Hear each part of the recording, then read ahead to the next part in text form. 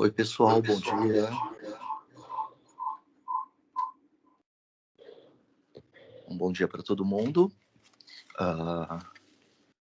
Na semana passada a gente tinha ficado com duas duplas inscritas, né? O Alexandre e o Tomás, se não me engano. Deixa eu ver se tá aqui. O Tomás já vi. Alexandre, acho que estão. O Iago e o Lucas. O Iago tá aí, o Lucas também.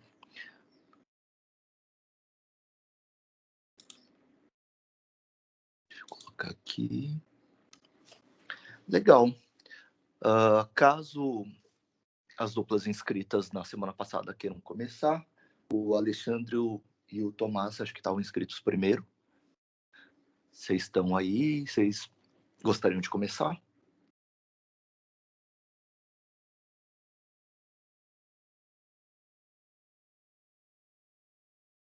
Legal, então. Então, o Tomás e o Alexandre, então, por favor.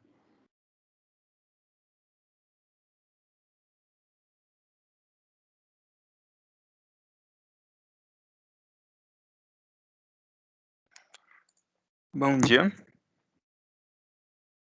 Estão conseguindo me ouvir? Sim, estamos ouvindo você, Tomás. Ok. Então, sim. Vou compartilhar aqui a tela da apresentação.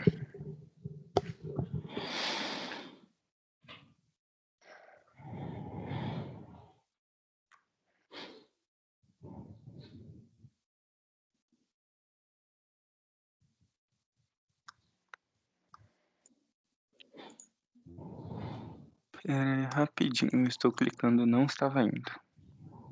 Eita, tá compartilhando a tela da apresentação? Agora foi. Ok. Bem, meu nome é Tomás, o meu parceiro é o Alexandre. Não está compartilhando a apresentação, não? Tomás. Não. Ele está compartilhando a tela do... Aqui eu fiquei clicando, estava travando, por algum motivo não estava... Tá. Às vezes acontece comigo, se você não achar a sua tela, eu não sei em que ambiente você está, né? Enfim, mas caso você não ache, daí, no meu caso, por exemplo, eu tenho que sair do Teams e voltar. Não, então, eu estava clicando na tela da apresentação, mas é a única tela que não está indo compartilhar, pelo visto. Às vezes acontece comigo, daí eu tenho que fechar o Teams, abrir de novo. Você quer que eu compartilhe, Tomás? Pode ser, eu não estou conseguindo aqui, qualquer coisa eu fecho o Teams e tento.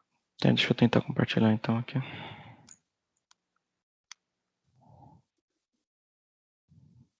Só um pouquinho.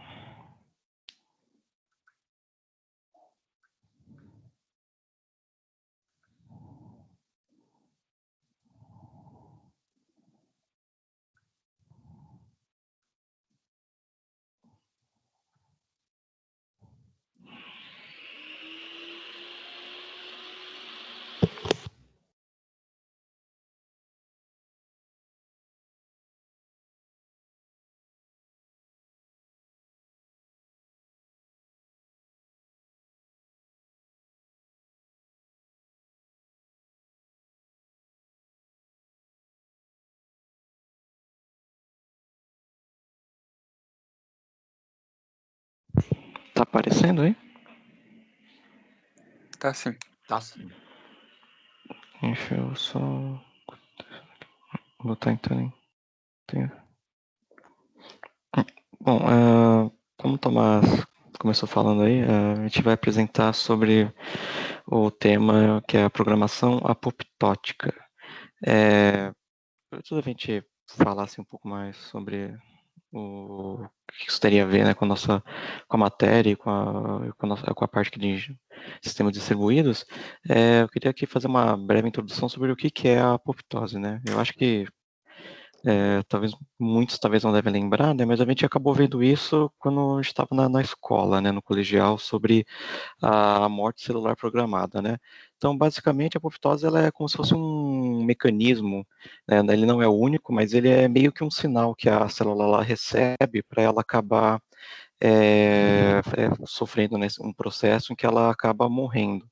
E um fato interessante é que isso é uma coisa assim boa para em termos de, assim, de desenvolvimento, né, da vida, porque isso acaba prevenindo, por exemplo, o câncer e também que outras células que de repente não sofreram uma recombinação genética boa acabam passando, né, esses problemas para frente e possam trazer problema, né?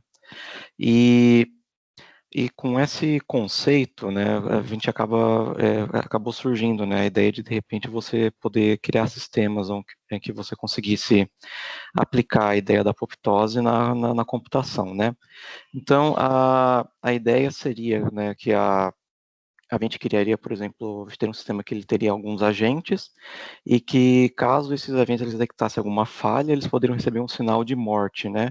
E aí esse agente ele acabaria morrendo, seria desligado e ele não afetaria o sistema.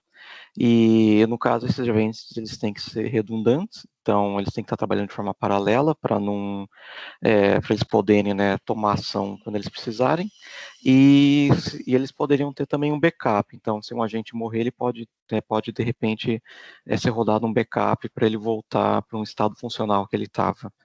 E para garantir, né, que esse agente ele morra, né, quando tiver esse problema, o ideal seria sempre que a gente estivesse mandando um sinal de stay alive, né, fique vivo, para que o agente ele não começasse a sofrer apoptose.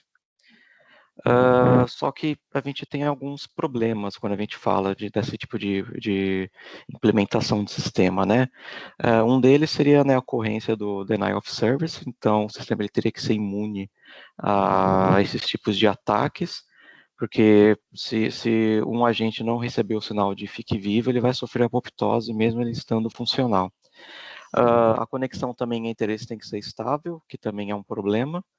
E tem toda também a questão da programação, né? Como a gente está falando de programação paralela, a gente tem que evitar as risk conditions, né? Se algum deles, de repente, não conseguir acessar alguma variável, ou não conseguir, ou ele ficar, de repente, em alguma espera bloqueada, ele pode acabar morrendo. Então, para isso, né, ele teria que ter uma arquitetura imune a DOS, né, o Denial of Service, e a conexão ela tem que ser, né, estável, os agentes, eles têm que, senão os agentes vão acabar morrendo e sendo retirados do sistema. E aí a gente, né, quais seriam as vantagens de a gente ter um sistema desse jeito, né? Bom, a primeira é que o sistema, né, ele vai estar funcionando, né, de forma correta, independente de qualquer ação que ele sofra. Então, como eu tinha dito antes, né, se um agente acabar morrendo, ele consegue rodar um backup e voltar à vida, né, depois que ele sofrer a apoptose. E o fato deles trabalharem, né, de forma paralela, né, e que não ocorreria um problema de hardware, ele acaba, né, voltando, né, fazendo com que a máquina seja funcional novamente. Sobre esse tipo de programação, ela já é utilizada já em alguns casos, né, que o Tomás vai estar mostrando a seguir, né, um deles então seria, né, alguns experimentos que a NASA tem feito. O ônibus espacial ele tem mecanismos também dessa programação apoptótica, e os sistemas de controle também, né, de cabo elétrico de aviões, eles usam isso até hoje. Então agora o Tomás ele vai explicar um pouquinho para vocês desses exemplos. Bem, esse experimento que a NASA está pensando aí, que está escrito aí, entre agora 2020 e 2025 serão lançadas 10 naves grandes que controlam cerca de 1.000 naves que utilizam esse sistema com a apoptose para controlar, caso elas estejam vivas ou mortas, as naves. Esse projeto já está desde 2000 eu acho que perto de 2000, na verdade, porque teve artigo de 2003 já desse projeto. É um projeto que eles esperam, explorar um cinturão de asteroides, e é utilizado dessa maneira, porque lá perto do cinturão, muito provavelmente vão ter muitos asteroides, e daí muitas naves vão acabar sendo perdidas, mas o objetivo é manter as naves principais, as naves de controle.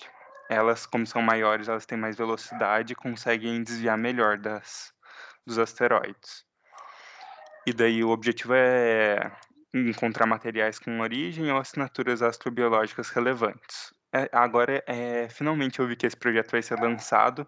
Tem umas coisas bem legais sobre esse projeto também que vai ser agora. Ó, no caso, essa ilustração, embora seja meio ruim, isso daí é o melhor. Essa e a próxima são as melhores que a gente encontrou. As naves vão ser lançadas de um ônibus espacial. Cada nave vai ter perto de 1 quilo, mais ou menos, as naves pequenas. Elas vão ser lançadas em direção ao cinturão de asteroides e vai ter um sistema que vão ter várias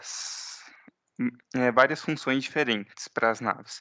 Vão ter os rulers e messengers, que são as naves principais, que vão controlar. A rulers vão ser as 10 naves principais que vão controlar, e os messengers e workers que vão ficar explorando são as 1000 naves pequenininhas. Elas vão numa maneira que é chamada de enxame, porque é um monte de navezinha pequenininha sendo controlada apenas por poucas naves grandes. E o objetivo é finalmente conseguir explorar algum cinturão de asteroides. Essa imagem está um pouquinho melhor de se ver, né? Ainda elas vão realizar isso e finalmente a gente vai descobrir se tem algo valioso, alguma coisa assim para explorar no cinturão de asteroides. Pode passar. Bem, e o outro exemplo é do sistema de controle de aviões. Isso daí no início, em 1930, o sistema das aeronaves começaram a ser utilizado por sinais elétricos, de vez ser realmente tudo mecânico, porque o mecânico dava muito problema, e se der problema no meio de um voo, podia resultar na queda do avião. Eles começaram a utilizar mais de um atuador em cada sistema para, qual que é o nome mesmo? Redundância, para não acontecer queda de aviões, essas coisas, no mecânico, mas ainda assim estava bom. Daí começaram a utilizar em 1930 o sistema eletrônico e foi tendo as evoluções. No final, isso daí, o sistema eletrônico acabou sendo uma filtragem para o piloto poder realizar movimentações melhores, com menos tranco, essas coisas no avião. Daí o primeiro utilizando a apoptose foi em 1964 com a pesquisa do pouso lunar no projeto Apollo. Pode passar de slide. Que foi utilizado nessa navezinha aí, que ela foi feita exatamente só para isso, para ver se realmente funcionava aqui na Terra, para depois ser utilizada no projeto Apollo. E foi utilizada no projeto Apollo. Tem pelo menos 2 computadores nessa nave, e caso um dê falha, demonstre algum tipo de falha, o outro computador acaba inutilizando o que deu falha, para que a pessoa realmente consiga pousar e não dê nenhum problema. Isso é utilizado nos pode passar de slide? É utilizado nos computadores de avião, porque caso um dê falha e para de seguir o que o piloto está comandando, o outro assume controle e inutiliza o primeiro. Pode passar? Como é visto aí, ó, são vários computadores e hoje em dia só tem um atuador de cada parte, mas esses computadores que controlam. Normalmente são, pelo que eu vi, pelo menos mais de um computador, normalmente são 2 ou 3, e caso dê falha, realmente ele inutiliza o anterior, para não ter problemas. E é isso. Tem alguma dúvida, alguém? Tá. Dúvidas, comentários? Eu não tô vendo aqui a tela de comentários, então. Por enquanto. Da onde vocês... Eu achei bem interessante a escolha de vocês. Eu gosto desse tema. E daí eu queria perguntar onde vocês acharam, como é que vocês pensaram nesse tema, se vocês já tinham estudado, ouvido falar. Na verdade, a gente pegou esse tema da lista que você tinha enviado pra gente. Então, eu imaginei porque lá tava como computação apoptótica, né? E daí vocês colocaram programação é o primeiro texto, né? Da bibliografia. A gente achou bem interessante, na verdade, eu vi por conta do nome estranho. Daí eu fui procurar e achei bem interessante o tema. E daí legal, daí vocês foram atrás de outras coisas Sim, e tal. a gente gente foi procurando mais coisa e a gente acabou decidindo por esse tema. Uhum. Legal. E eu gosto bastante dele, eu acho que ele tem, sei lá. Aliás, na diferente, verdade, né? eu queria perguntar para vocês, né, de como é que vocês podiam relacionar esse tema, né, e a computação ou a programação, como vocês colocaram, programação apoptótica, e relacionar com IoT, né, um monte de equipamentos todos conectados e como é que a gente podia relacionar, usar? Com IoT, no caso você fala em IoT, mas no sentido de, assim, por exemplo, para uso pessoal ou simplesmente alguma coisa mais para... Como vocês acharem melhor relacionar? Assim, se fosse simplesmente assim, IoT, né, Internet of Things, assim, que o pessoal fala muito, né, sobre, eu vou fazer uma casa inteligente, né, colocar um monte de dispositivo que acabam se comunicando entre eles. Eu não vejo, talvez assim, muita utilidade, assim, para... Para sistemas grandes, talvez tenha Eu acho que mais para bastante sistemas grandes, utilidade. eu acho que seriam... Tipo É, sistemas críticos, como esses isso, que vocês apresentaram. isso, eu Sim, acho que, pelo menos ao meu ver, acho que sistemas críticos seriam, né, acabariam sendo, assim, para uso, assim, talvez mais, assim, doméstico. Poderia ser usado? Poderia, né, mas eu não sei se talvez... eu só É, acho também que talvez dê algum problema, porque a IoT normalmente não pensa muito bem na segurança. E esse sistema, Hum. se tiver denial of service, se tem um ataque DOS, talvez dê problema, né? Uhum. E a IoT normalmente não é bem foco segurança, porque senão ficaria talvez muito pesado. Uhum. Entendi. depende muito, acho, da situação. Eu acho que Sim. acabaria valendo a pena, porque também tem um custo, né, de você implementar esse sistema, né? Você ter uma redundância em alguma coisa de IoT, existe também toda essa questão, né, de quanto que vai custar a implementação disso. Uhum. Legal. Que aplicação mais comercial, assim, vocês podiam ver o uso do Se- tema?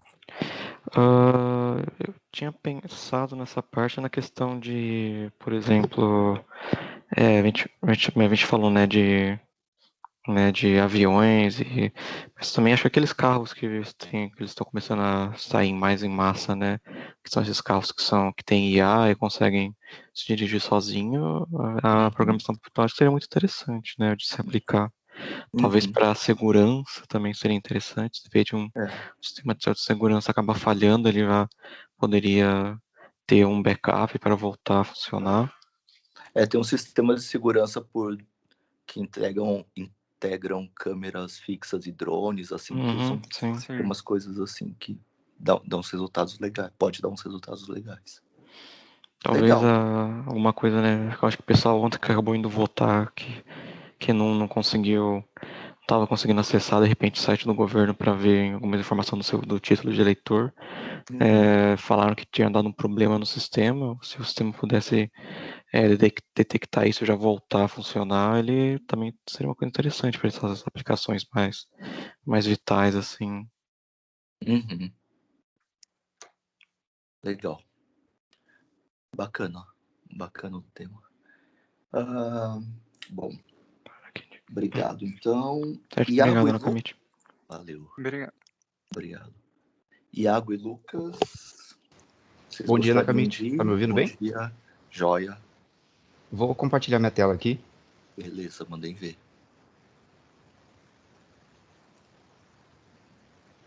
Estão conseguindo ver? Estamos sim. Tá ok. Então, o nosso projeto a gente vai falar sobre simulação de movimentos usando agentes inteligentes. Para esse projeto a gente usou 4 publicações diferentes, sendo que 3 delas estão diretamente relacionadas à simulação de movimentos e uma está mais relacionada à captura de movimento humano. Aí a gente vai falar sobre essa parte de captura de movimento. Deixa eu ativar o mouse aqui. Captura de movimento é a geração de um modelo de referência que a gente vai usar depois para fazer o aprendizado, a geração desse modelo 3D e depois uma aplicação real em robótica. Para começar, a gente vai falar um pouco sobre o que é um agente. Um agente é uma entidade autônoma que é capaz de observar o ambiente que ele está, através de sensor, e realizar alguma tarefa através de atuadores. Um exemplo clássico disso são aqueles robôs aspiradores de pó, que é um tipo de agente reativo simples, que basicamente ele observa o ambiente, processa a informação e executa uma ação. E personagens de games também, que eles têm uma percepção do ambiente, reage, por exemplo, quando um personagem entra no campo de visão do outro, pode ser um chefão de um jogo que começa a atacar o personagem que você está jogando, por exemplo. Aí, o agente que a gente vai focar é baseado em objetivos e cognição, que ele tem a capacidade de observar o ambiente e tentar atingir um objetivo, e também ele vai conseguir aprender, e a partir desse aprendizado ele pode melhorar sua capacidade de pensar e reagir a estímulos externos, por exemplo. Aqui, comparando um agente inteligente com o ser humano, a gente tem como entrada no corpo humano, basicamente são os sensores, são as percepções que a gente tem, tipo visão, tato. Aí, o maior exemplo que a gente vai usar é um agente tentando caminhar. Para isso, ele vai utilizar como se fosse um acelerômetro e, a partir disso, ele vai atuadores, que são os músculos.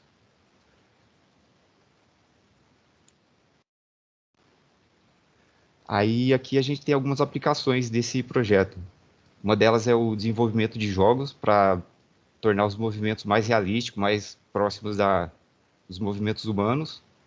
Simulações anatômicas, que você pode pegar o modelo e começar a estressar ele, tentar fazer o agente dar seu máximo ali. Porque se fosse um ser humano, você teria dificuldade de fazer ele dar seu máximo e poderia, por exemplo, gerar danos numa pessoa.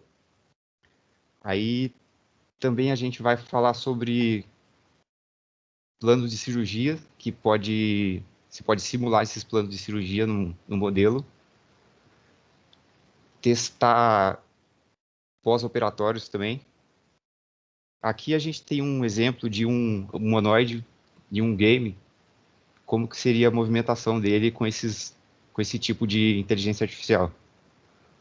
Dá pra gente perceber que o movimento dele fica bem mais realista, bem mais próximo do ser humano. Vocês estão conseguindo ver o vídeo? Então, sim. Ah, tá ok.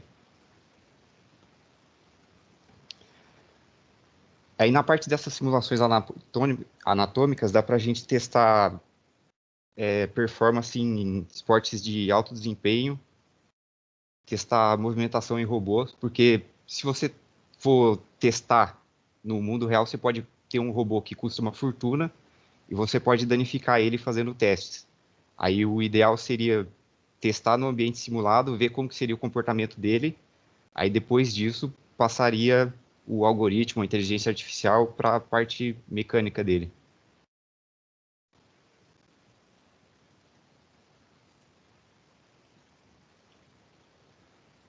E aqui a gente tem algumas vantagens. O custo disso é muito menor. No caso de robôs, você não precisa construir ele do zero para fazer os testes. Você simula antes, depois que você vê o comportamento, você pode fazer alterações na estrutura dele, fazer melhorias. Você consegue testar milhares de casos em pouco tempo. Tipo, você pode fazer personalizações em questão de minutos, você já tem o resultado saindo.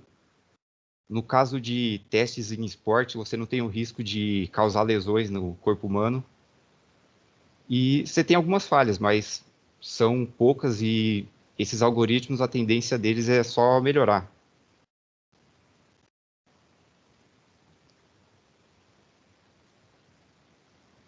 Aqui a gente tem um exemplo bem simplesinho de agente que vai aprendendo, ele está usando algoritmo genético. Aí esse agente basicamente tem como movimento nesses eixos pequenininhos aqui, esses pontinhos pretos, são os eixos de movimento que ele tem. É bem simples. Essas juntas só têm movimentação de rotação. O objetivo principal dele é andar para a direita. Não precisa ser necessariamente parecido com o ser humano caminhando. Nesse exemplo aqui dá para ver todas as gerações dos agentes. Aí, os que tiver uma melhor colocação, que conseguir andar mais, vai ser os que vão passando a geração para frente. Dá para ver que eles tentam se adaptar de qualquer jeito, eles não tentam seguir o comportamento humano. Inclusive, os primeiros, segundo esse vídeo, o agente saía rolando e começava a tentar movimentar desse jeito, sair rolando e tentar ir mais para frente. Aí foi inserida uma entrada que, se ele colocar a cabeça no chão, ele morre. Ele perde o jogo, vamos dizer assim. Um adendo bom de falar, desculpa aí por interromper, Lucas. O laser tá aí por um motivo, porque senão eles ficam no melhor local e não tem nenhum incentivo para eles andarem para a direita, entendeu? Sim, Então, sim. a geração evolui por causa disso, porque tem tipo, como uma seleção natural, e quem fica parado morre, e quem consegue andar, vive. Isso mesmo. Obrigado aí.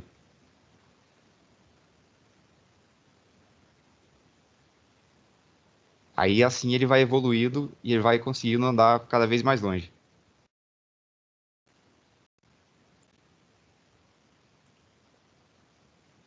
Aí, esse aqui já é um modelo um pouco mais complexo, onde o dono o cara que publicou o artigo, ele coloca já juntas que consegue mexer em 2 eixos, 3 eixos até. Algumas juntas do quadril, por exemplo, tem movimentação de 3 eixos. Aí, esse exemplo aqui é o exemplo da perna. Ela tem 2 eixos de liberdade e essas linhas aqui representam os músculos. Aí, esses músculos têm vários parâmetros. Consegue controlar a força dele, a elasticidade, a resistência.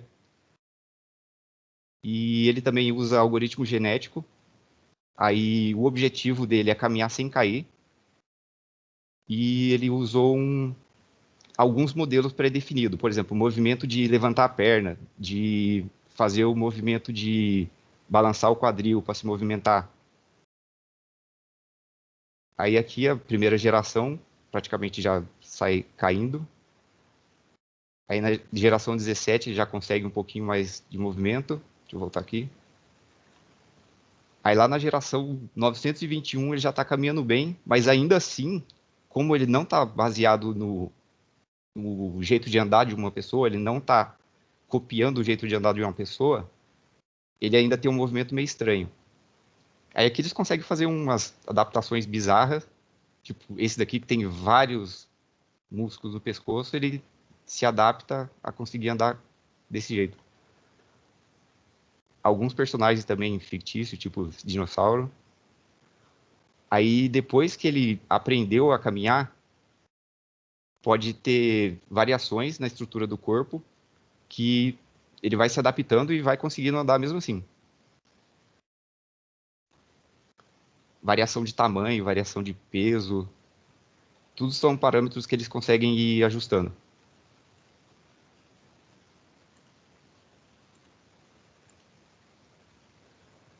Aí aqui entra uma outra publicação que a gente analisou, que ela faz a captura de movimento baseada em vídeos. Aí ele coloca vários pontos no corpo humano, faz o tratamento dessas imagens, gera o modelo, faz um filtro, porque nesse modelo 3D que é gerado aqui, a imagem dá umas tremidas. Aí eles têm que fazer um filtro, porque o modelo não consegue se adaptar quando tem esses movimentos que são fora do comum. É como se fosse um outlier. Aí o modelo consegue também se adaptar e fazer os movimentos copiando a entrada do vídeo.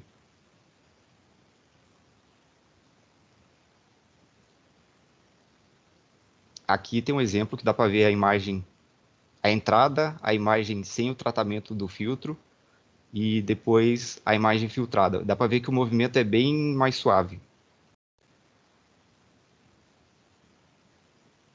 Aí aqui o modelo tentando se adaptar a entrada sem estar filtrada, ele tem bastante dificuldade. Aí depois de fazer o filtro, praticamente perfeito o movimento dele. Aí ele consegue se adaptar também a estímulos externos, tipo essas caixas que estão sendo jogadas em cima dele.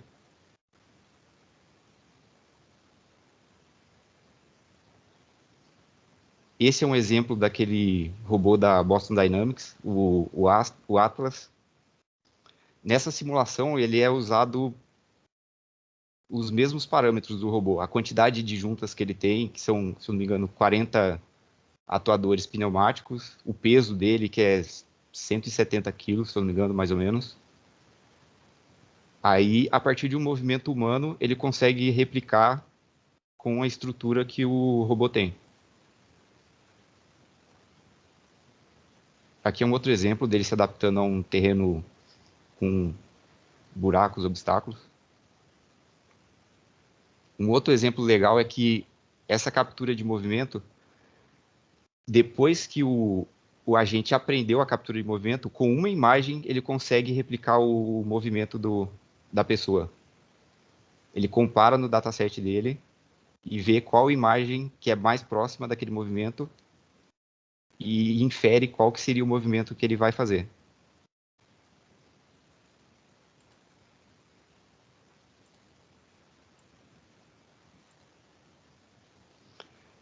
Aí aqui a gente chega em um modelo que está bem mais avançado, que é baseado no esqueleto humano.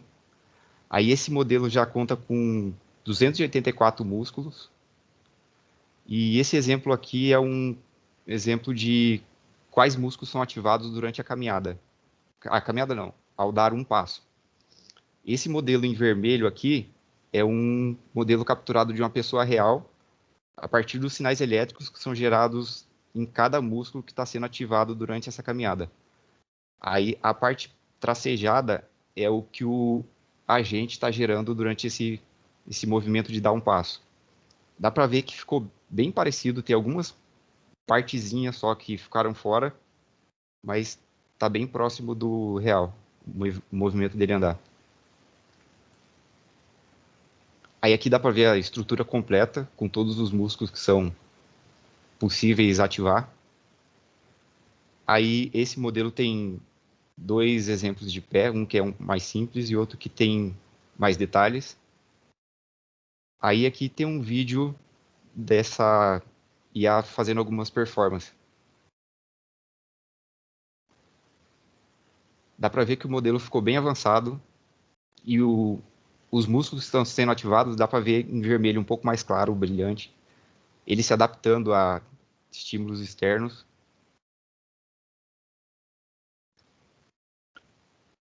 Aí executando o exercício, dá para ver que alguns músculos são ativados de forma errada nesse modelo. Deixa eu ver.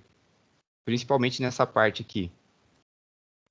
Quando ele está com a carga leve, ele executa fazendo o movimento do jeito certo, sem usar músculos que não seriam dessa categoria.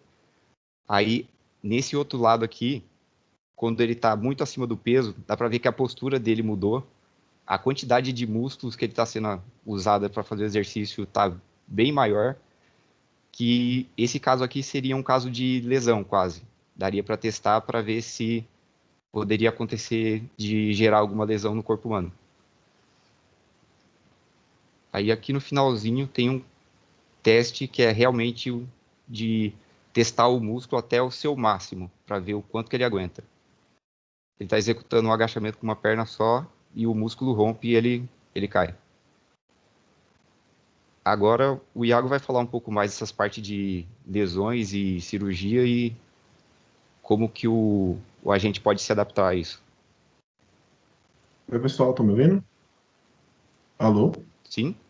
Estamos sim.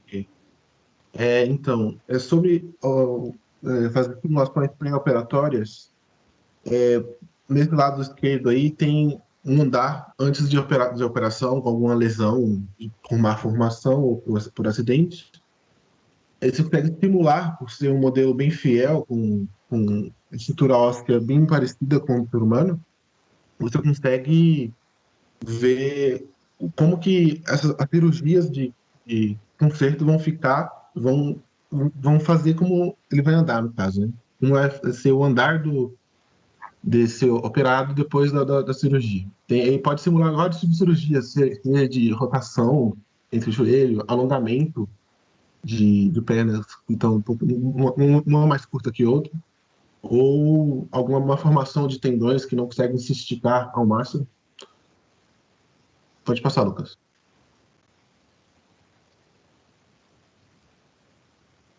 Lucas, pode passar. Lucas, pode passar. Ele pode também, questão de problemas ósseos e musculares, ver como que próteses vão ajudá-lo, como que projetar essas próteses do tamanho correto e da anatomia correta. Aí você pode simular desde alguma área de deficiência, ou talvez uma pessoa muito idosa tem queijo no músculo, algum músculo deteriorado, você consegue simular todas essas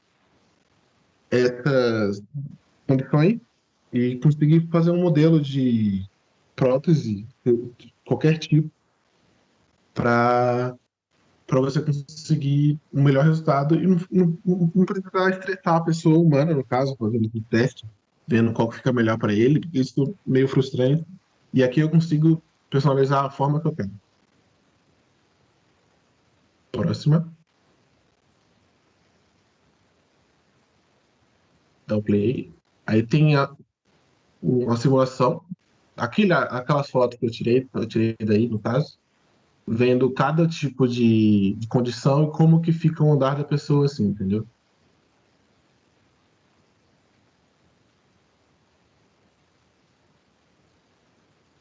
Tem mais coisa para frente. Pode fazer uma prótese, no caso. Pode demorar um pouco mais rápido. Aí você consegue simular como que a prótese vai se comportar durante alguma situação, correndo, andando, no caso. Próxima. Próximo slide. Não, vai andando mais o vídeo, tem uma coisa pra frente. Até dançar com a prótese, se você quiser. Aí a questão do pré-operativo, no caso, né? Aí você consegue ver como que o corpo vai funcionar depois de uma cirurgia, no caso. Aí, no caso, quando o tendão não consegue esticar totalmente, a perna não consegue esticar, e ver como que isso vai ficar depois da cirurgia e como que a pessoa vai andar, como vai ser o resultado, possível resultado depois da cirurgia. Pode passar o slide.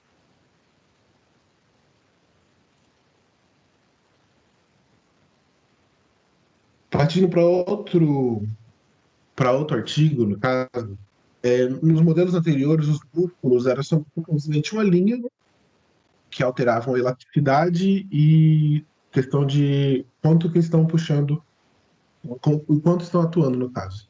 Nesse novo modelo, o músculo tem densidade, peso e fica bem mais fiel à realidade, porque até a foto você consegue perceber que é extremamente fiel à realidade. E com a quantidade de músculo que o outro modelo tinha, você consegue reproduzir bem, fielmente, a reprodução humana, no caso, né? Porque tem distribuição de peso, isso conta, no caso, a distribuição de massa pelo corpo, porque cada músculo tem uma densidade maior. Pode passar para o vídeo, Lucas? Próximo, dá para explicar melhor. Isso, eu play. Aí, a parte de cima é o primeiro, no caso, né? Que tem elasticidade. E o de baixo é o que muda a elasticidade e a massa de acordo se está contraído ou relaxado. Como o músculo realmente funciona. E isso ele vem amplificando somente uma fibra do músculo. Aí colocando no músculo de fora, ele vai ter um ponto de contato, dois pontos de contato, no caso, né? Entre duas partes ósseas, tá? Como um tendão. E essas fibras vão cruzando entre o músculo para estimular as fibras musculares, cada uma mesmo. Cada fibra tem densidade variável consegue variar peso, massa e quanto atua de cada vez. Aí dessa forma você consegue fazer qualquer formato de músculo, porque o corpo humano tem muito músculo, tem músculos minúsculos e grandes também. Você consegue, estimulando o peitoral, consegue ver a cada movimentação, a adaptação de cada fibra muscular. O vídeo parou aqui. Ah, voltou.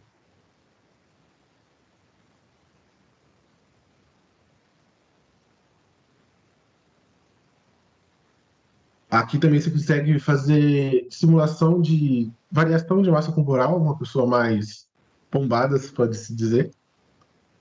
E o artigo releva muito bem isso, porque você consegue fazer essas alterações em tempo real. Apareceu um pouco mais para trás dali a questão de tempo. Ele consegue fazer basicamente em tempo real essas simulações. Ele consegue jogar várias, sem sobrecarregar muito o processamento, né?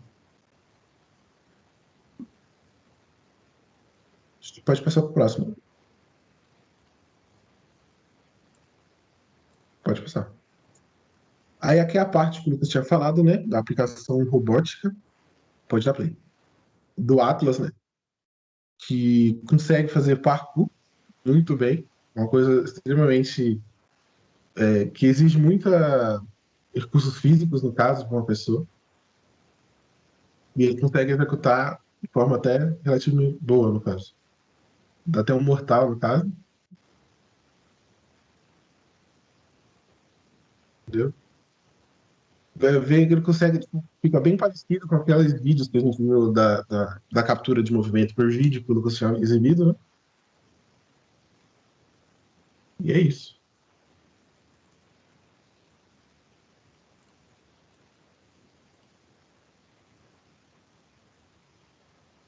Alguma dúvida? Dúvidas, comentários?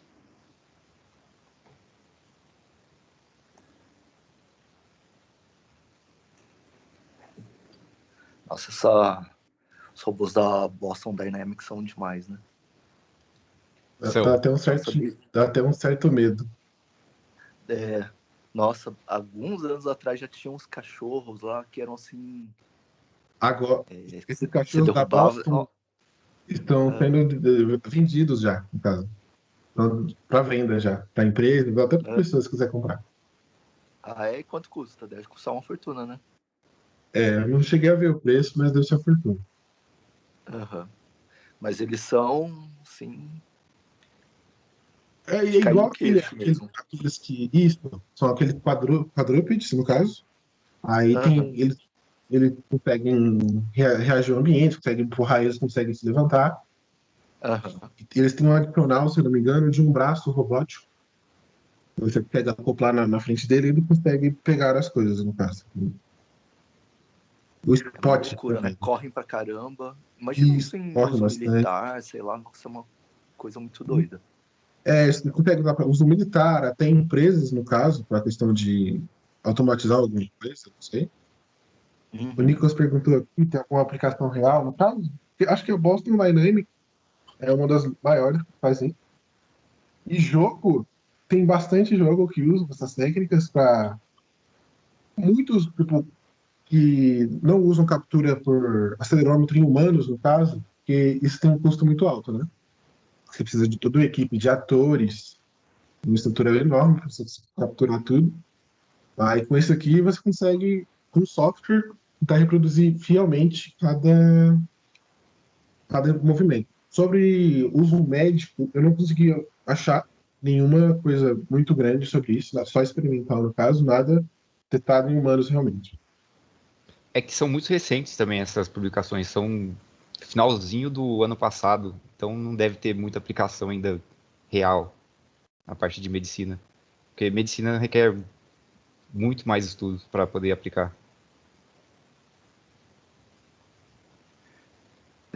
Daí, uma coisa que eu achei interessante, logo no começo, vocês falaram bastante de...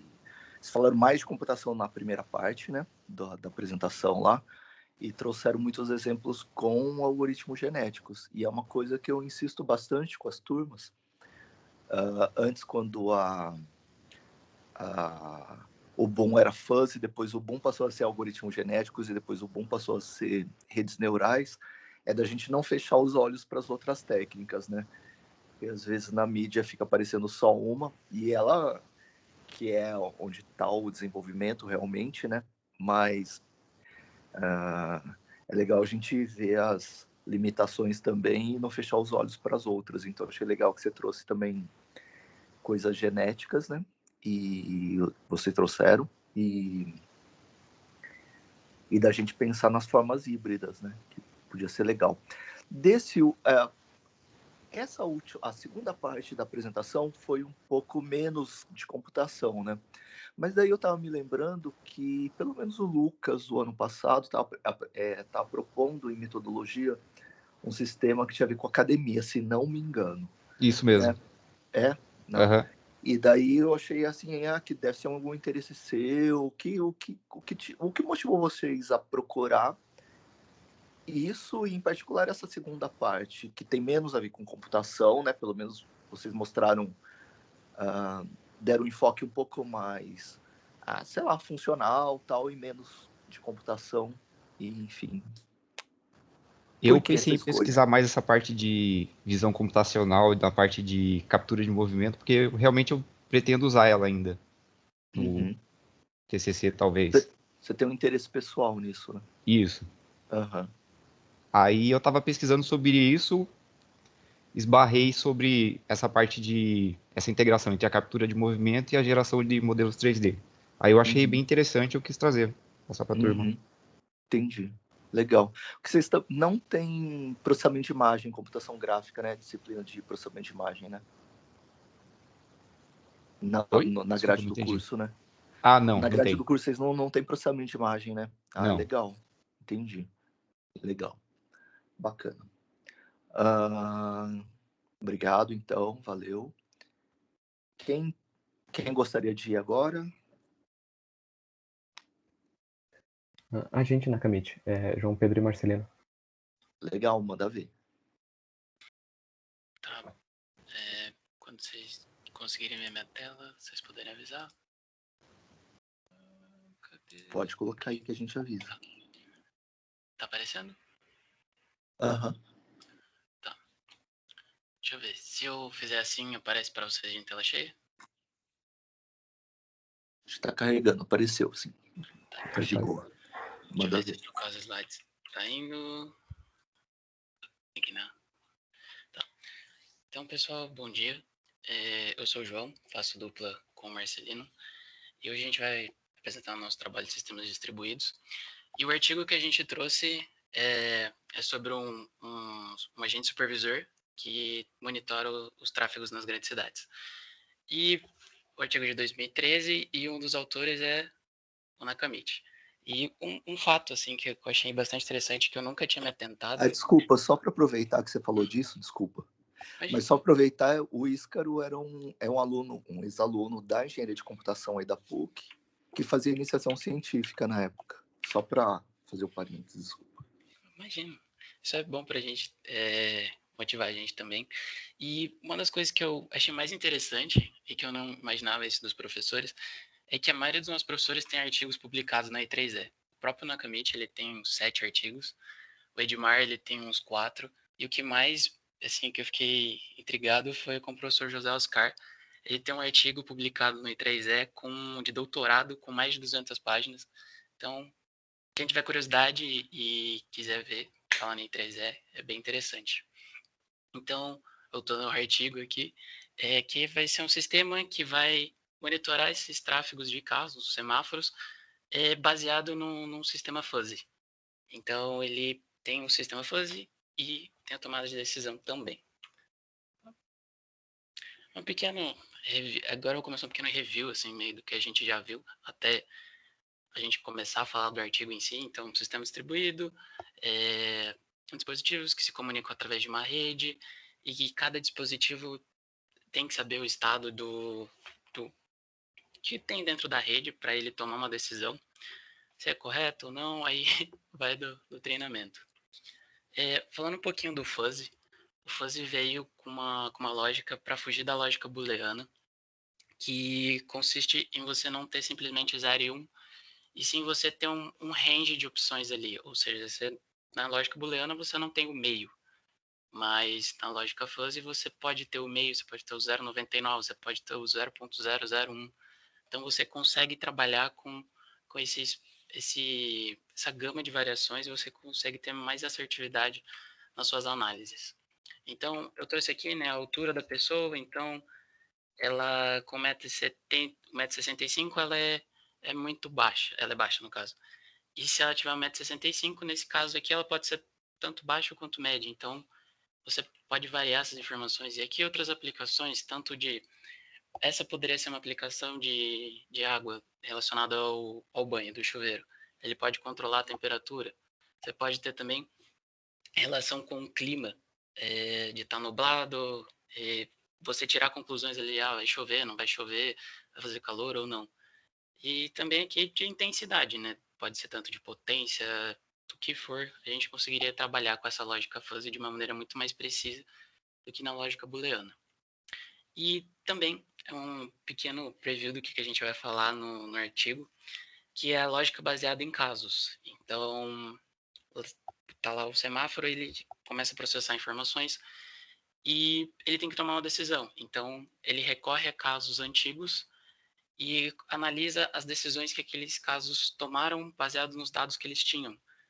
E eles conseguem aplicar isso de uma forma muito mais eficaz e também sabendo o que aquela ação causou naquela situação. Eles conseguem isso de uma forma muito precisa. E agora o Marceliano vai falar um pouquinho mais, entrar um pouco mais deep na questão do artigo. Bom, certo. Então, como já foi dito, o sistema ele tem o objetivo de melhorar o trânsito, né? E diminuindo as filas e melhorando o fluxo de carros, né? E daí como ele funciona, então? Ele funciona basicamente com 2 tipos de agentes, os agentes de controle e os agentes supervisores. Pode passar, João. Então, vamos começar pelos agentes de controle, né? Nesse sistema, a ideia é que teriam sensores nos semáforos e ali nas vias onde os semáforos estão instalados, nos cruzamentos, e esses sensores eles teriam que identificar os veículos, né, passando por ali, e junto deles teria também um agente de controle, que ele ficaria responsável por coletar os dados desses sensores e também controlar o semáforo, certo? Aí a função principal do agente de controle era essa, de recolher os dados e controlar o semáforo. Mas para ele controlar o semáforo, o processo é dividido em 2 partes, que são chamadas de LPS e GCBM. O LPS, ele é conhecido como o Local Problem Solver. Ele é basicamente esse encarregado de coletar os dados e se comunicar com os controladores que estão vizinhos daquele semáforo, né? O que for coletado, ele vai passar por uma qualificação pelo fuzzy, e depois os dados que foram qualificados, o fuzzy vai determinar se, por exemplo, a fila de carros é grande ou pequena, se o fluxo de carros é alto ou baixo, e etc. Né? E depois que for qualificado, eles vão passar pelo GCBM, que é a outra parte, que é o Genetic Case Based Mechanism. Esse GCBM ele vai ser um híbrido do mecanismo baseado em casos com os algoritmos genéticos, que ele vai receber essas informações que o LPS coletou e qualificou, e ele usaria o mecanismo baseado em casos para tentar buscar uma solução que foi encontrada anteriormente para um caso parecido com o atual, no caso.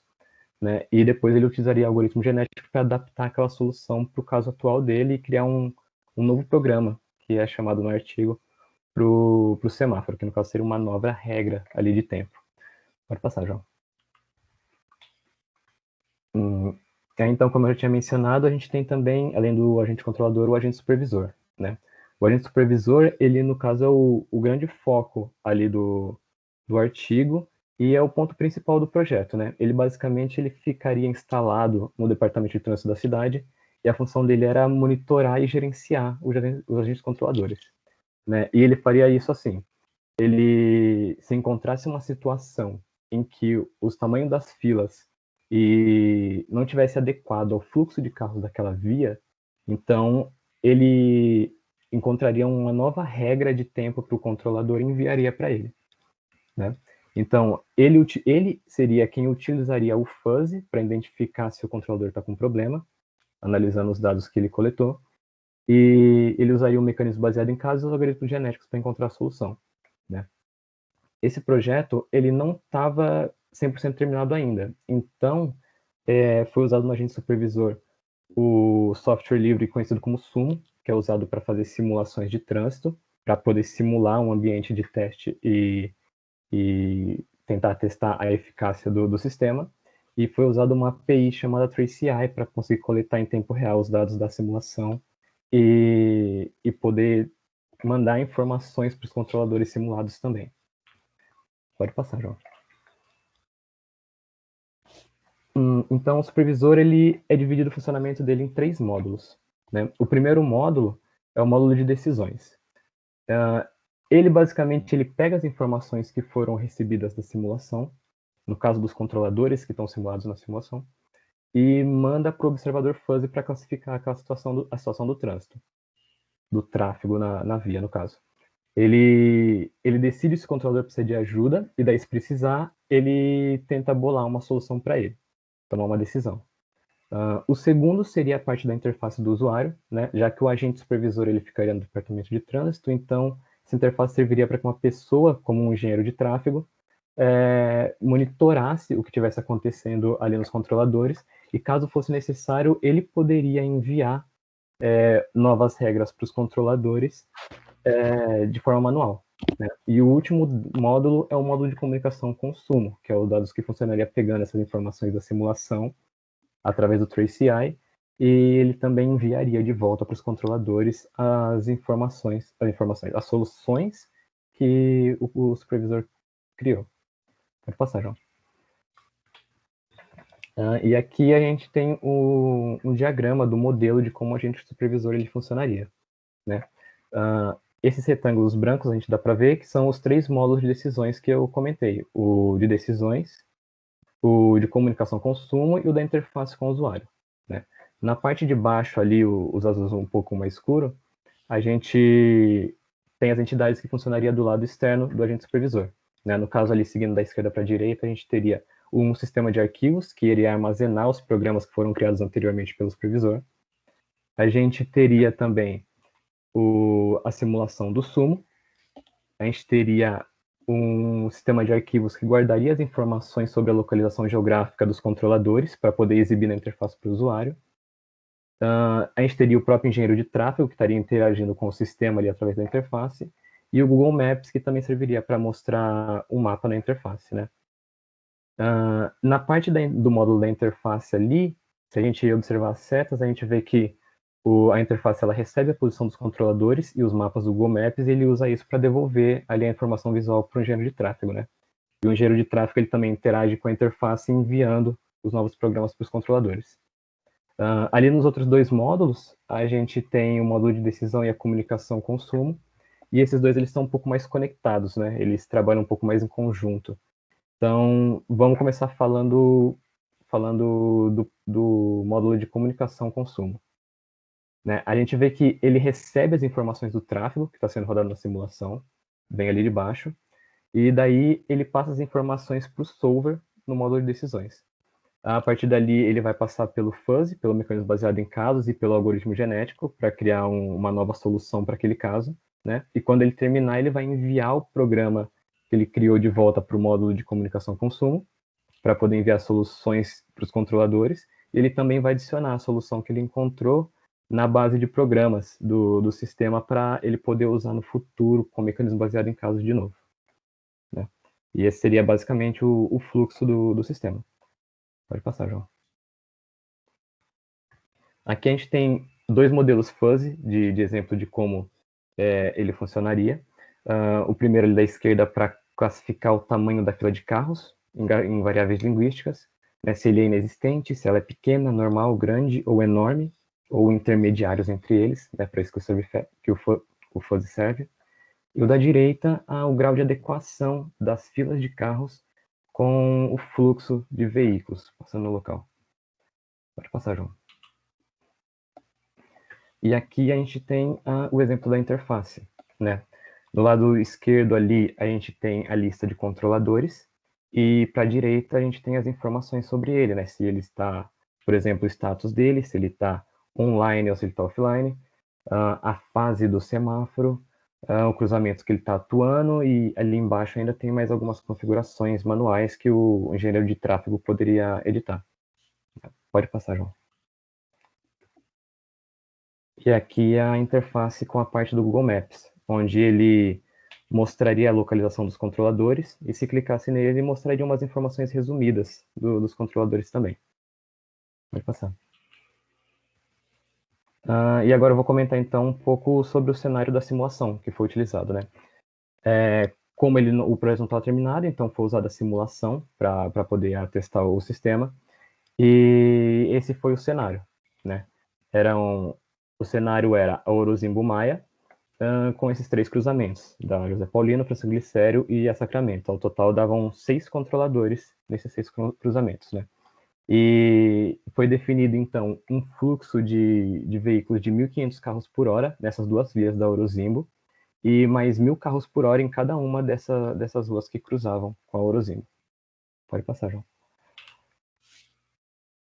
E esses foram os resultados encontrados, né? Na esquerda, a gente tem, a simulação ela foi executada 2 vezes, né? A gente tem os gráficos que representam a média do tamanho das filas de carros nas simulações ao longo do tempo, né? O gráfico da esquerda, ele mostra a simulação que foi executada sem a presença do agente supervisor, né? Nessa simulação, o tempo do semáforo ele foi definido de forma fixa. No caso, ele foi calculado baseado no fluxo de carros que foi definido para a simulação. E no gráfico da direita, a gente tem usando o sistema, usando o agente supervisor, né? E daí a gente vê que o número de carros nas filas diminuiu muito, foi praticamente para 0 ao longo do tempo, né? O que mostrou que essa adaptabilidade do tempo do semáforo utilizando o agente supervisor, ele melhorou bastante a qualidade do trânsito em teoria. Mas como ele não foi testado em um ambiente real, então não dá para afirmar que ele funcionaria no mundo real, certo? Mas, conforme foi mencionado no artigo, ele teria que ter um pouco mais de polimento e adição de mais algumas funcionalidades para ele ser testado no mundo real. Pode passar, João. Bom, agora comentando um pouco sobre outras áreas que o fuzzy poderia ser aplicado, na questão do aspirador de pó, ele teria um controle para saber a quantidade de pó que tem no ambiente e a intensidade que ele teria que fazer essa sucção.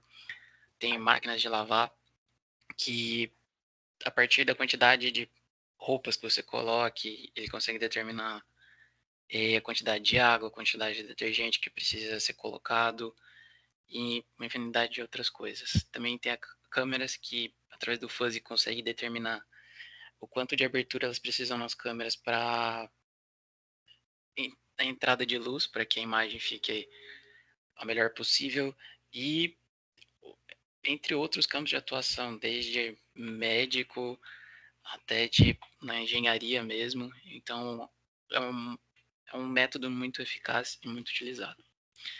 E é isso, pessoal. Aqui nossa referência. É isso, professor.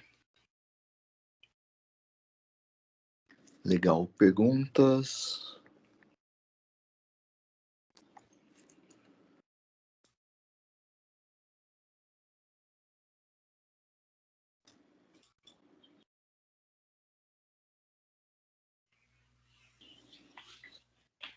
Achei legal. Nossa, nem lembrava. Foi uma iniciação científica do Íscaro, do Guilherme, em 2013, né? Pelo jeito. Daí a gente fez uma publicação. A gente acabou publicando. Aí tinha... Na época a gente ainda podia eu ainda podia orientar a iniciação, né? Logo depois disso... Daí só quem tinha projeto de pesquisa, e daí para isso tinha que ficar 40 horas na PUC e tal, tem umas restrições e tal. Daí quem não queria, enfim, não tinha esse tipo de contrato com a PUC, não podia mais orientar. Então, esse foi, acho que, a última iniciação que eu orientei, em 2013. Tem Legal. um artigo que é a base desse, não é, professor? Que é o de 98, Aham. que a gente tinha até selecionado para fazer os dois, só que a gente achou melhor de extrair de um só, que a gente conseguiria fazer um projeto mais legal. Mas a base toda, ele vem do artigo de 98, é isso? Aí o outro eram os agentes, né, sem o supervisor e com controle descentralizado. Daí os agentes que enfim, coordenavam. E daí, do Íscaro, daí a gente falou assim, não, precisamos colocar um supervisor, né? E daí ele fez a implementação. Depois isso virou enfim, acabou virando alguns outros projetos e tal. Mas foi legal relembrar. E, bom, não tem muitas perguntas e tal, né? Gostei. O Nicolas mas eu gostei perguntou, mas acho que a gente acabou respondendo, pelo jeito. Então, isso que quando eu vi, eu falei, nossa, vocês estão se arriscando tanto, né? Pensei, né? Nossa, estão se arriscando tanto, né? Que a pior coisa é apresentar pro autor, né? Uhum. Nossa, mas vocês, tipo, apresentaram sem erro, lisinho, tudo certinho, foi bem legal.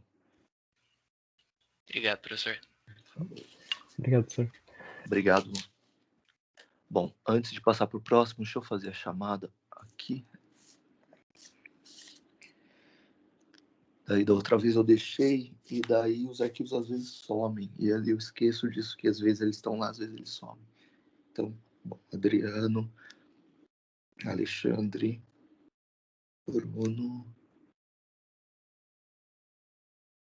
Caio, Caroline, Cauê, Eric, Alô? Fábio, oi, Giovanni, estou fazendo duas chamadas, só um minuto. Iago, Jefferson,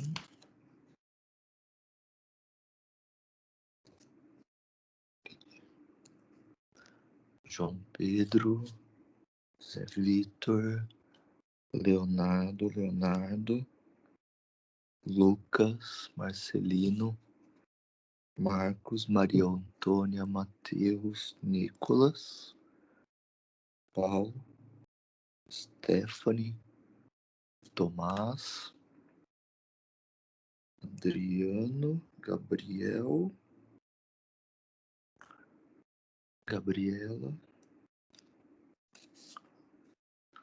Tá. Legal. Quem mais gostaria?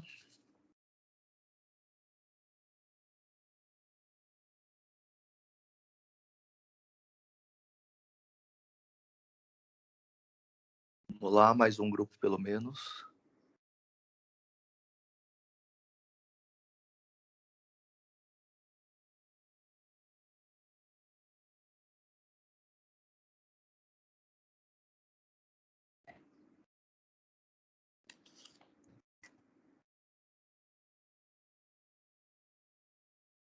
Eu vou precisar chamar. Vai lá, moçada. Mais um grupo.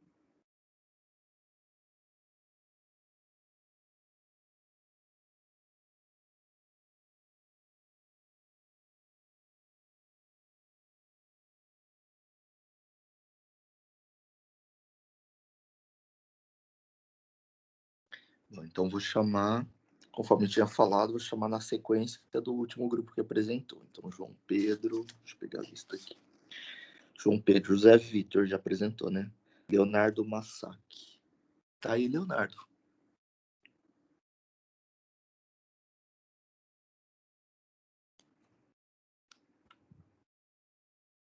Leonardo consta como logado. Está aí, pode apresentar.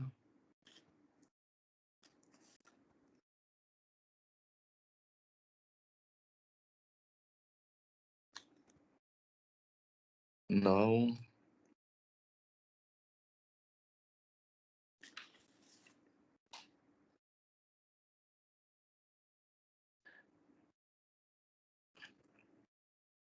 Não, tá aí, não pode apresentar.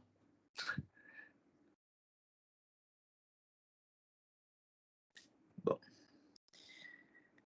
Depois, Leonardo Bueno já apresentou, Lucas já apresentou, Marcelino já, Marcos já, Maria Antônia já, Matheus já apresentou, já, Nicolas já, Paulo acho que não, né? Deixa eu ver, acho que não. Paulo está aí, pode apresentar.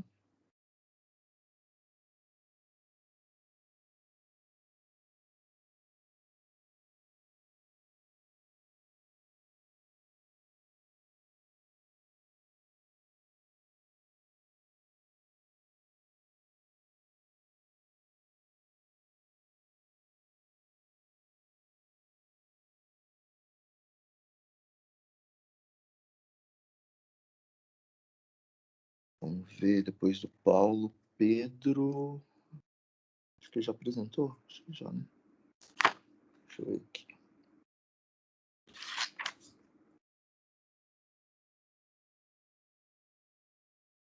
Não, João Pedro só, né? Pedro, deixa eu ver se ele tá aqui.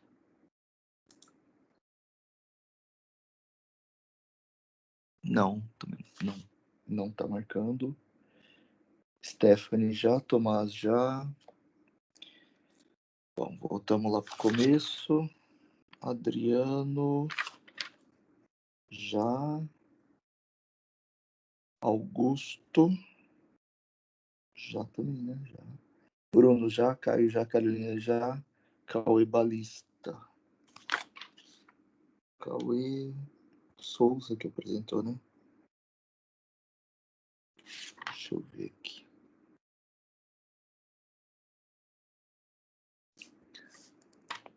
Deixa eu ver se está presente. Cauê Balista, você tá aí? Pode apresentar.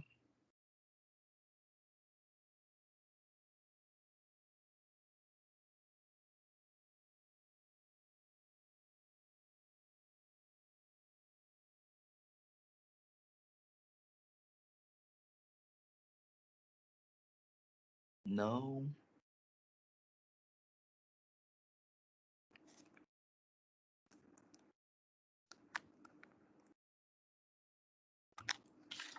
Vou voltar aqui. Cauê Balista. Barros já foi. Eric.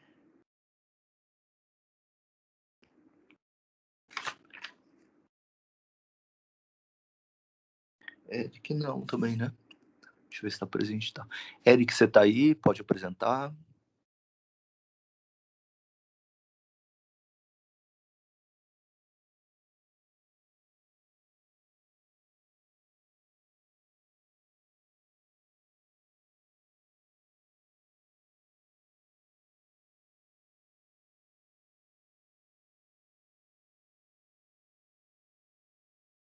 Não, também.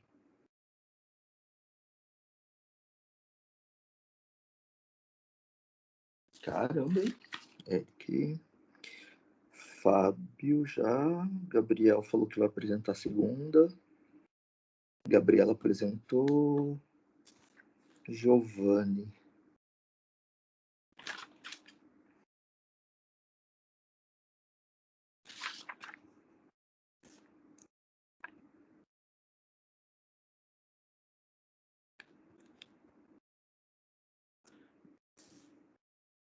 Não, beleza.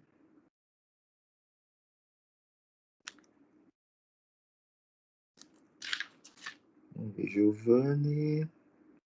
Iago já. Jefferson.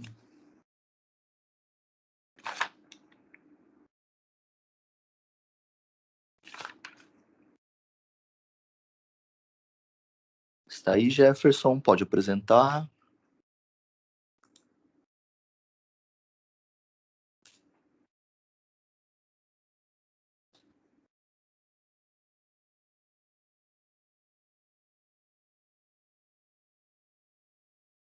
Jefferson.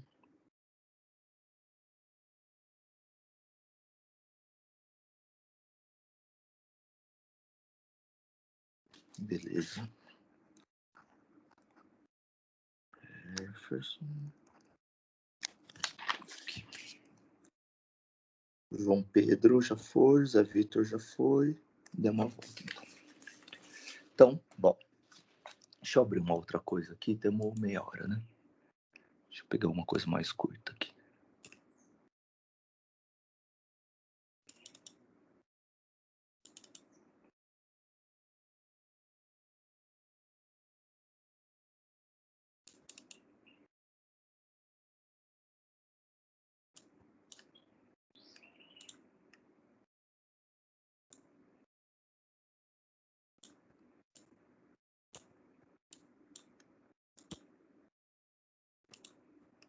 Uma coisa que acho que vocês já viram, mas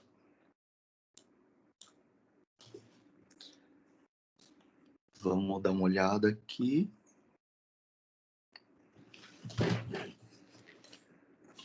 O algoritmo genérico do Mário. Aquilo é legal, né? Gostou, né? Vamos dar uma olhada nisso aqui. A maior parte vocês já viram, mas tem duas coisas que talvez vocês tenham visto, mas na pior hipótese vamos relembrar. Deixa eu passar para cá. É o PDF isso aqui. Bom, tá bom. Bom, a ideia da criptografia, todo mundo sabe, né? Esconder o conteúdo real da informação. E tem registros super antigos do Egito, da Roma Antiga, etc. Né? Dois tipos de métodos principais, métodos computacionais, né? Agora falando de criptografia computacional. Métodos simétricos, quando a gente usa a mesma chave, né, a mesma senha, para criptografar e decriptografar, e métodos assimétricos, quando a gente usa chaves diferentes. Nem precisaria dizer, mas os métodos simétricos a gente consegue bastante segurança, mas não em ambientes distribuídos, porque um dos pressupostos é que não tem métodos de criptografia seguros para sempre. Então, ainda que por força bruta ou por outras técnicas do tipo engenharia reversa, por exemplo, que é um dos mais usados, daria para quebrar, abrir as chaves, né? Descobrir as chaves. Então, como é que você vai trocar chaves, né? Trocar senha em ambientes distribuídos? Como é que você vai enviar a nova senha por um servidor remoto, né? Você vai codificar com a chave antiga, e daí se o cara abrir a chave antiga, né, descobrir, já descobre a chave nova, etc. Então, bom,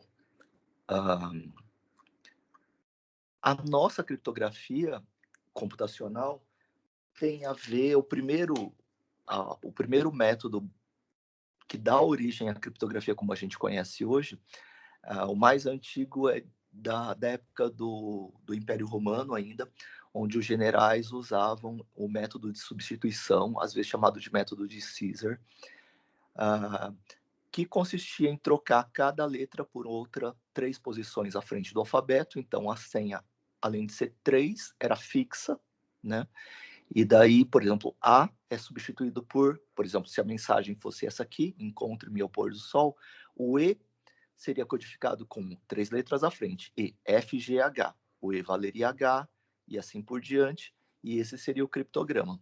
A ideia, na época, a gente estava falando do auge do Império Romano, né, é que se o mensageiro fosse interceptado, ele não saberia, só os generais sabiam do método, né, e daí a mensagem, essa aqui de baixo, não seria conhecida por ele, não adiantaria, enfim, fazer nada com ele. E que o exército inimigo não conseguiria descobrir essa senha. Bom, o que ela fala para a gente, mas é sobre a função inversa, sobre a chave deve ser associada a uma função de transformação, né? Nesse caso, que transforma cada letra numa letra 3 posições à frente. E que eu devo ter uma chave, que pode ser a mesma, no caso dos métodos simétricos, associada a uma função inversa, para eu pegar o criptograma e recuperar de novo a mensagem original. Nesse caso aqui, a função inversa é óbvia, né? Eu pegaria cada letra e substituiria por outra 3 posições atrás. Então, uma seria mais 3 e a outra menos 3, nessa visão. Daí tem outros sistemas, os sistemas podem começar a ficar legais quando eles passarem a ficar multidimensionais, por exemplo. Então, um deles é o sistema de Vigenère, que usa a tabela com o nome dele, e que é essa tabela aqui. Legal?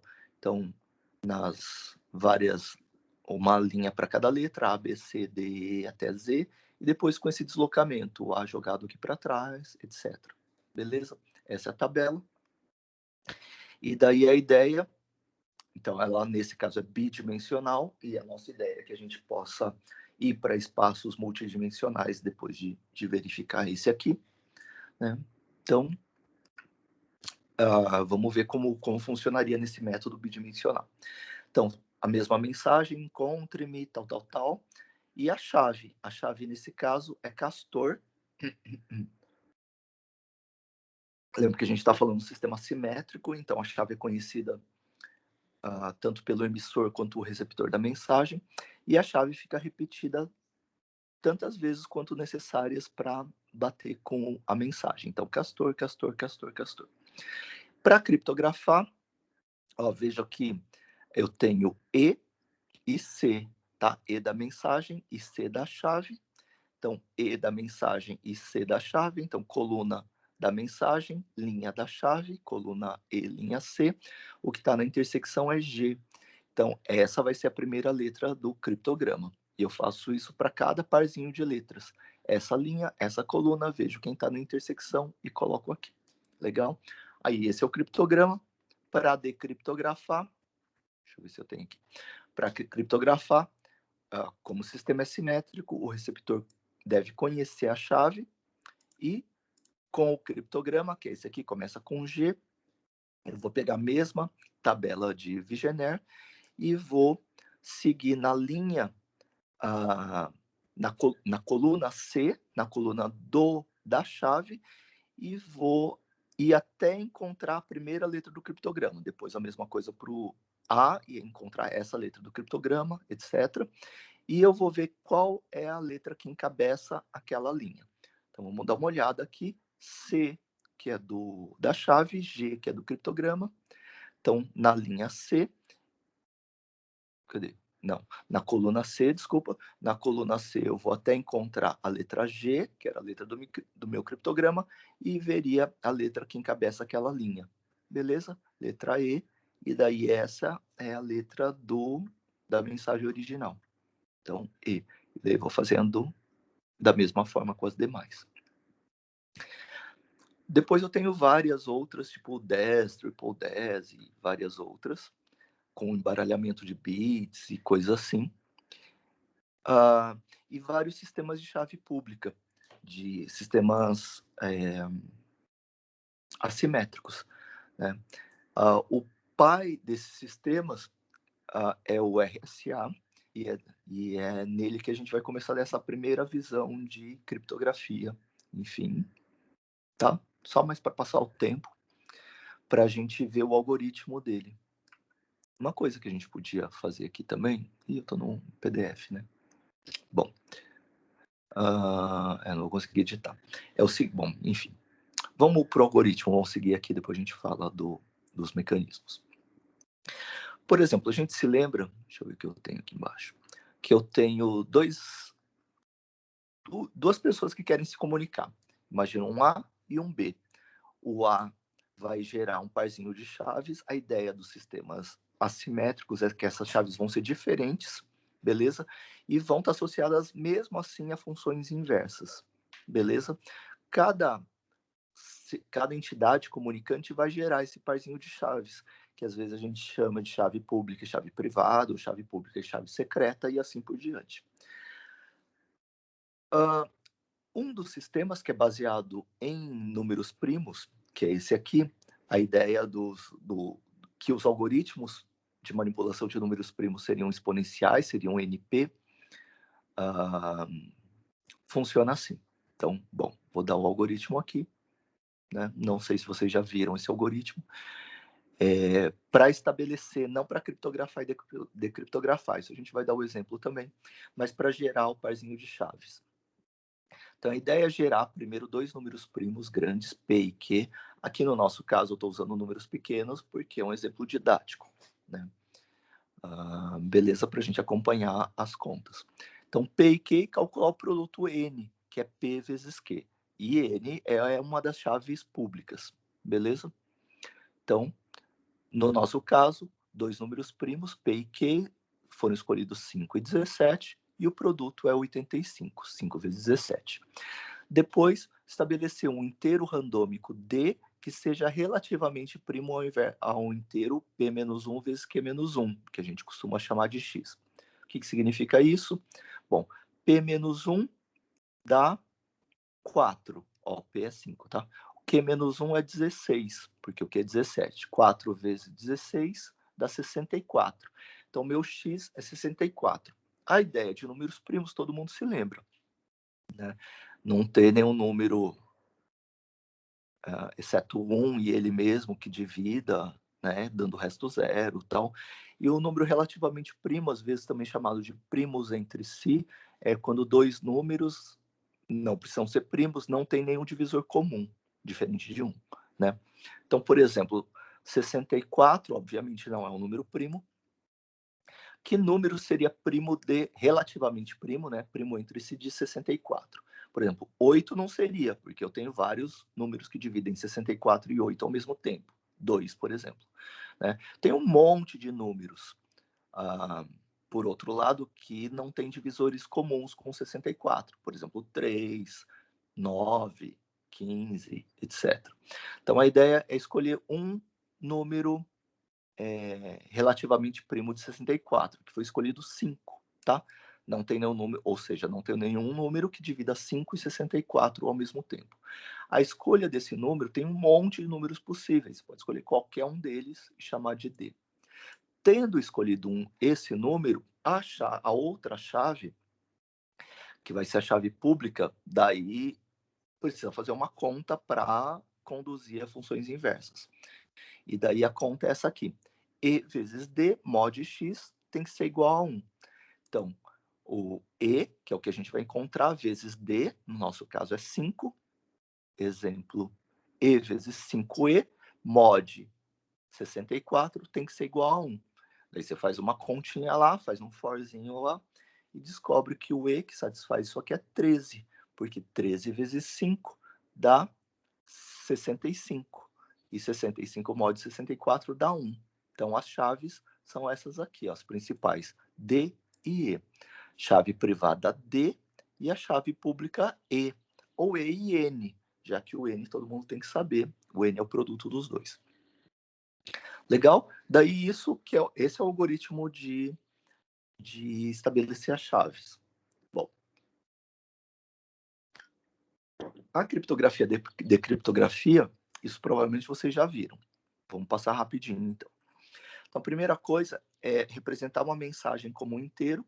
Nesse caso aqui, a mensagem é Silvia, eu vou representar como um inteiro.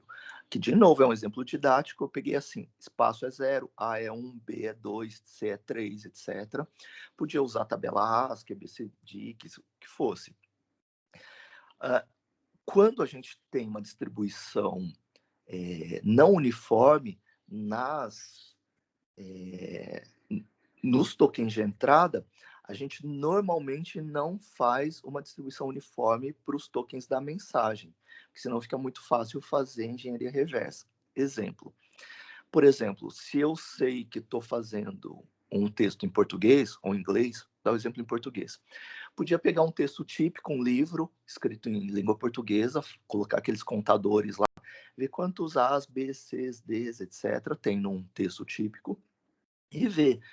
Isso é um exemplo só, tá? Eu vou dar um exemplo assim, tipo, números completamente fora, só para dar exemplos, enfim, fácil de entender. Por exemplo, suponha que A tenha 5% das letras sejam A e 2% das letras sejam E, tá? Isso é fictício, obviamente. Tudo bem, tá bom.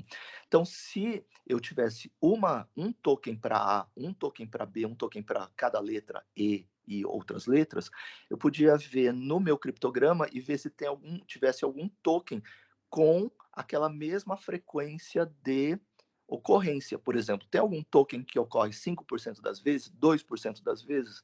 Se tivesse algum token que ocorresse em torno de 5% das vezes, eu podia supor que fosse A. Algum token que tivesse 2% das vezes, podia supor que fosse E, e assim por diante, e daí eu podia decodificar bem mais fácil. Então, essa codificação aqui é uma codificação ingênua, né? Só para mostrar o método. Daí todas as outras técnicas que são usadas para criptografia, como por exemplo dos símbolos, eu usaria aqui também, tá? Então isso é só um exemplo. Então, por exemplo, codifiquei a mensagem ficou assim, 19, 9, etc. Porque S é a 19ª letra, 9 I é 9ª letra, etc. Beleza? Bom, como é que eu vou criptografar? É sempre um x elevado a y mod n. Então, o criptograma, eu vou pegar cada token da mensagem, elevar a E. Nesse caso aqui, E é a chave pública.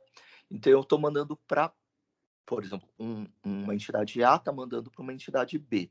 Ele está usando a chave pública do B, tá? Chave pública do B.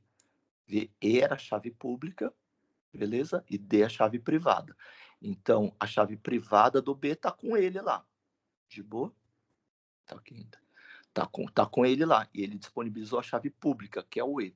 Então, o A para mandar, ou seja, para fazer autenticação de destinatário, às vezes chamado de sigilo, ou seja, só o B vai poder entender a mensagem, decriptografar a mensagem, ele codifica com a chave pública dele. Como seria, no caso do RSA, é sempre um x elevado a y mod n. No nosso caso, como a mensagem é essa, eu vou fazer 19 elevado a e, que é 13, mod n, que é 85. Beleza? Faço essa conta e obtenho o primeiro token do criptograma, 49. Faço isso para cada token, 9 elevado a 13 mod 85, etc. E transfiro esse criptograma aqui, tá? Essa sequência de tokens. Beleza? Para decriptografar, é o mesmo algoritmo. A mensagem é um criptograma, é um x elevado a y mod n, só que no nosso caso, eu pego cada token do criptograma, elevo a chave privada, que só o B tem, então só o B consegue fazer isso, C elevado a D mod n, e quando ele faz isso, ele obtém esses tokens aqui, 19, 9, 12, 24, 9 e 1, e pegando aquela tabela de codificação, ele pega aqui 19 é a décima, desculpa, que S é a 19ª letra, obtém S e etc. Beleza? Lógico que se eu quisesse fazer autenticação de remetente, que algumas entidades certificadoras fazem isso também, né? Para o A dizer, sou eu mesmo. Né? Aí o A mandaria para o B usando a chave privada dele, né? Pegaria a mensagem, faria mensagem elevada à chave privada dele, mensagem elevada a D mod n. O B, quando recebesse, pegaria o criptograma, faria criptograma elevado a E, que é a chave pública, mod n, e também decriptografaria. O que o B concluiria? Que só o A poderia gerar um criptograma, tal que, um criptograma do tipo esse tipo aqui, tal que se eu elevasse a chave pública do A, eu conseguiria decriptografar a mensagem. Só o A conseguiria gerar esse criptograma. Portanto, o B poderia ter a certeza de que foi o A que gerou aquele criptograma. Daí eu faria autenticação de remetente. E eu poderia fazer as duas coisas, autenticação de remetente e destinatário. Tipo, só o B conseguir ler a mensagem e ele ter certeza que foi o A que mandou a mensagem. Como eu faria isso? Mandando um duplo criptograma. Então, eu pegaria a mensagem original e criptografaria usando o A, vai mandar para o B. Então, ele vai mandar usando a chave criptografando primeiro, usando a chave pública do B, que é pública, e portanto ele tem acesso, e depois com a chave privada dele, beleza? Em qualquer ordem. Ele podia fazer primeiro a chave privada dele e depois a chave pública do B também. quando esse criptograma chegar no B, só o B vai ter a chave privada dele. Então, só ele vai quebrar um dos criptogramas e depois de quebrado, ele vai pegar a chave pública do A e quebrar o outro, né? Então, um duplo criptograma. E o último detalhe, que não está nesse slide,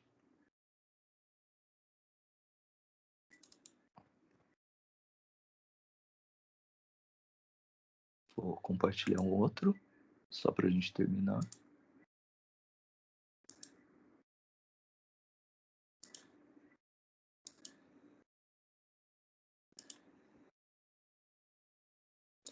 Que é o... Como é que a gente faria isso na prática? Porque se a gente fosse fazer isso com números grandes, um x elevado a y mod n, se eu fosse fazer x elevado a y, estouraria qualquer, enfim, qualquer representação, né? Não daria os bits lá. Então, para não ter que manipular números inteiros muito grandes, eu teria que usar algum algoritmo de aritmética modular. E daí, o algoritmo que faz no log da chave é esse aqui, né? Então, enfim, não vou me prolongar, mas de qualquer forma, se vocês forem usar alguma coisa parecida em algum momento, isso, por exemplo, cai, sei lá, cada 3, 4 anos cai tanto na Olimpíada de Programação lá na maratona, quanto no pós-comp, né? Principalmente na maratona, para falar a verdade. No pós-comp já caiu mais de uma vez, mas não cai tão sempre assim. Na maratona cai de bastante. Que é você manipular números grandes e não dar estouro. E daí é esse algoritmozinho aqui que você vai pelo expoente do... era o D e o E, né, que eram as chaves. O expoente do D ou do E. Então, é o algoritmo de fazer x elevado a D mod n. Daí, enfim, tem um algoritmozinho super rápido, que vai dividindo o expoente por 2, então, portanto, faz no log dele, né? E não trabalha com números muito grandes. Então, ele não... ele só faz ao quadrado, né? Ele faz ao quadrado, então você precisa conseguir manipular só, tipo, token ao quadrado, e não token elevado a D ou elevado a E, que podem ser números muito grandes. Legal? Então, caso alguém precise, procure aritmética modular, ou, nesse caso mais específico, essa aritmética modular do Fermat. Beleza? Que é um dos teoremas, enfim, famosos dele. Beleza? Tá, só um parênteses só para a gente, enfim, cobrir esse tempo. Tá bom? Vocês já tinham falado que já mais. Vai que algum detalhe pode ser interessante. Beleza? Isso por hoje, então. Obrigado pela presença e até sexta-feira, então.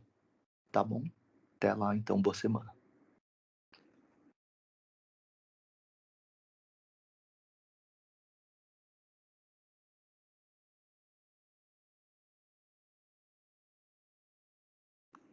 Falou, até.